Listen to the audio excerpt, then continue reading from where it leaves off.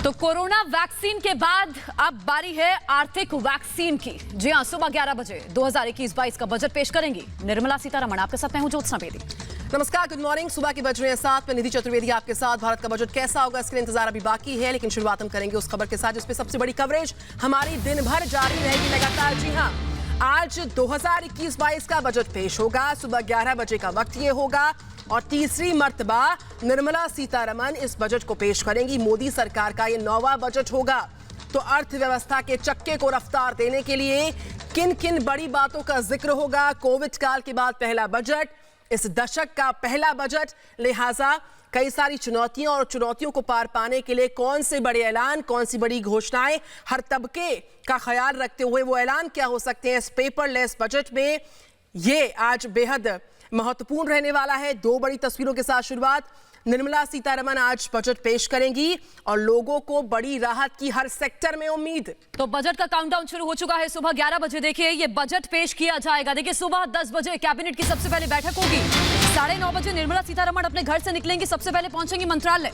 मंत्रालय के बाद सदन में देखिए कैबिनेट की बैठक और कैबिनेट की बैठक में इस बजट को मिलेगी मंजूरी। उसके बाद सुबह 11 बजे संसद के पटल पर यह बजट रखा जाएगा। पेपरलेस बजट होगा, ऐतिहासिक बजट होगा। वित्त मंत्री ने यह पहले कह दिया है क्योंकि कोरोना काल रहा, चुनौतियां बहुत रही देश के सामने चुनौतियां बहुत रही। ऐसे में बहुत सोच विचार करके बहुत बड़े फैसले लिए गए हैं सरकार की तरफ से। तो 11 बजे जब बजट पेश होगा तो सबसे बड़ी कवरेज सबसे पहले आप रिपब्लिक भारत पर ही देखेंगे। एक रिपोर्ट आप देखिए।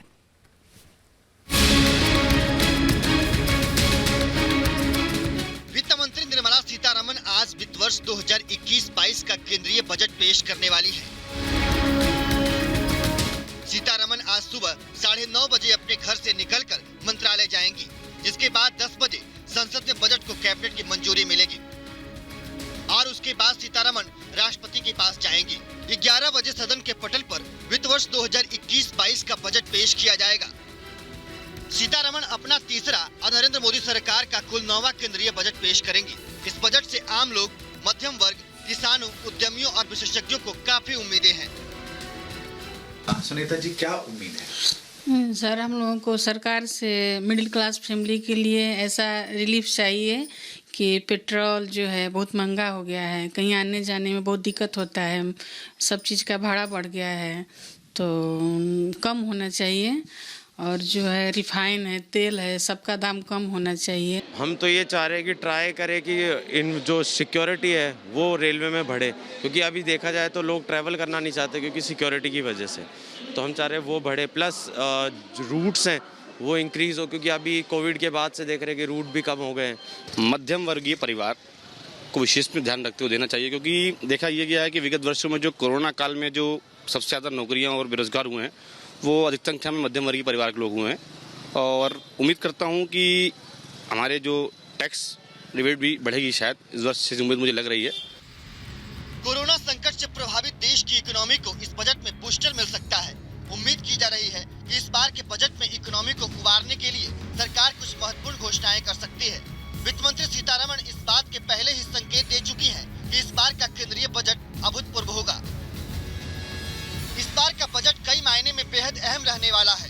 जहां इस साल का बजट का फोकस भारत को आत्मनिर्भर बनाने पर होगा, तो वहीं इस बार कोरोना के संकट के चलते कई बड़े बदलाव भी किए गए हैं।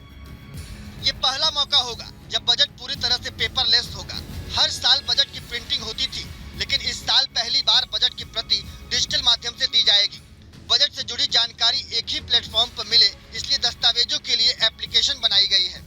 वित्त मंत्री का भाषण पूरा होने के बाद बजट दस्तावेज मोबाइल ऐप पर उपलब्ध होंगे। सर, जैसे गैस सब्सिडी वगैरह है, ये सब लोगों को मिलना चाहिए। टैक्स रेट में थोड़ा सा रियायतें देना चाहिए।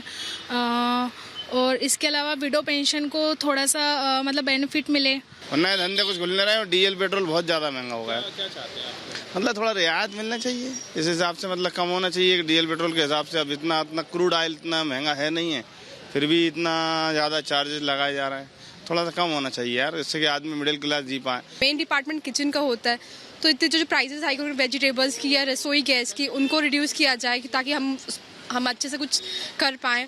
और प्लस सबसे जो मेन इम्पॉर्टेंट, हम लोग आज के टाइम पे एम्प्लॉयमेंट देख रहे हैं, तो अच्छा एम्प्लॉयमेंट की उम्मीदें हैं हमें नए बजट से। स्वतंत्र भारत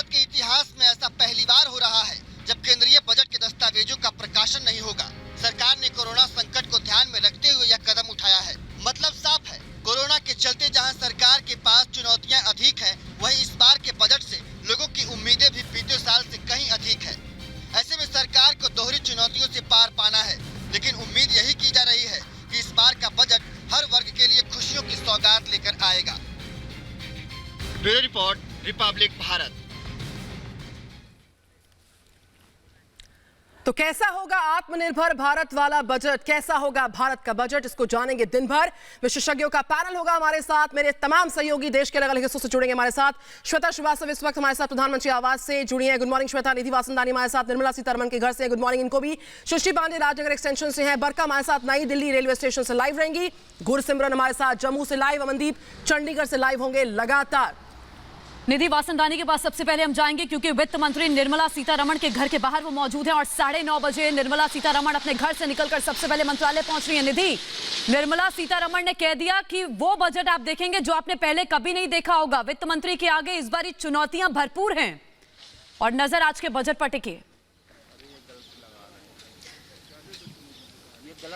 बिल्कुल ज्योत्सना ठीक कह रही है आप। देश के लिए आज बहुत बड़ा दिन है। देश में बजट पेश होने जा रहा है, देश का बही खाता पेश होने जा रहा है और मैं इस वक्त निर्मला सीतारमण के जो वित्त मंत्री हैं देश के, उनके घर के बाहर हूं और 9:30 बजे निर्मला सीतारमण बताया जा रहा है कि निकली। जल्दी से मैं तस्वीरें दिखा देती हूं आपको। सबसे पहले सफदरजंग रोड, यहां पर निर्मला सीतारमण का घर, जहां पर हम सब इस वक्त मौजूद है। मीडिया का जमावड़ा लगा हुआ है और आज इसीलिए भी बड़ा दिन है क्योंकि आजाद भारत के इतिहास में ये पहली बार होगा कि पेपरलेस बजट होगा।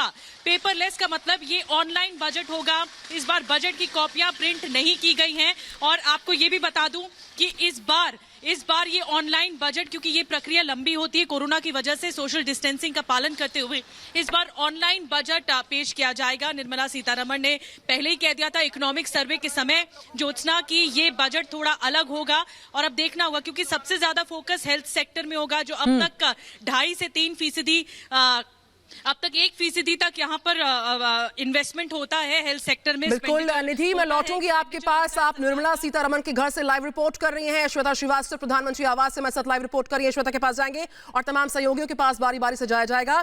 श्वेता, आपदा के समय में बजट आसान नहीं होता। कोविड काल के दौर से निकलकर बाहर आना और आत्मनिर्भर भारत के सपने को साकार करना। प्रधानमंत्री ने 2 टूक कहा कि भाई आर्थिक मोर्चे पर परिस्थितियां तेजी के साथ बदलेंगी। उसका प्रतिबिंब आज हम देखेंगे जब आम बजट पेश करेंगी 11 बजे निर्मला सीतारमण। श्वेता, बिल्कुल सही कह रही है निधि आप। और देखिए, प्रधानमंत्री की नजर देश से जुड़े हुए हर फैसले पर होता है और यही वजह है कि आज का दिन बहुत ही ज्यादा खास है क्योंकि पूरे देश के हर सेक्टर की नजर इस पर है। फिर चाहे वो किसान हो, गृहिणियां हो, छात्र हो, इसके अलावा मिडिल क्लास लोग हो, नौकरी पेशा लोग हो, रक्षा से जुड़े हुए लोग हो, हमारे किसान भाई हो, हर किसी की नजर आज के बजट से है कि उनके लिए क्या कुछ निकलकर सामने आता है। हालांकि देखिए, प्रधानमंत्री पहले कह चुके हैं कि क्यों पहले ही हम इस चुनौती का जो पूरा हमारा पिछला साल का वक्त रहा है उसमें हम कई राहत पैकेज दे चुके हैं और कई मिनी बजट आ चुके हैं। ऐसे में इस बजट में भी कोशिश यही की जाएगी कि हर सेक्टर को थोड़ी सी जो राहत है वो और दी जा सके क्योंकि पहले भी बहुत राहत पहले पहुंचाई जा चुकी है देश के अलग अलग सेक्टर्स को, क्योंकि सबको इस कोरोना काल में आर्थिक मंदी से, आर्थिक कमी से जूझना पड़ा है। ऐसे में प्रधानमंत्री जब यहाँ से निकलेंगे वो तस्वीरें भी हम आप तक पहुंचाएंगे और खासतौर पर प्रधानमंत्री हर चीज का जायजा खुद ले रहे हैं कि किस तरीके से हर सेक्टर को राहत जरूर मिले आज के बजट। बिल्कुल श्वेता।